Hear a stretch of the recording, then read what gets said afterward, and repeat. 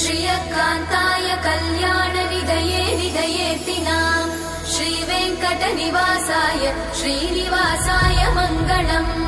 लक्ष्मी सविभ्रमालोकसुभ्रूविभ्रमचक्षुषे चक्षुषे सर्वलोकानां वेङ्कटेशाय मङ्गलम्।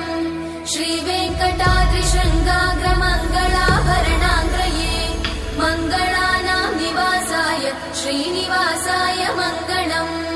सर्वावयव सौन्दर्य सम्पदा सर्वचेतसां सदा सम्मोहनायास्तु वेङ्कटेशाय मङ्गलम्।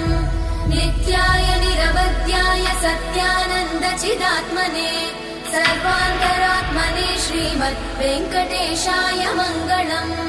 स्वतः सर्वविदे सर्वशक्तये सर्वशेषिने सुलभाय सुशीलाय वेङ्कटेशाय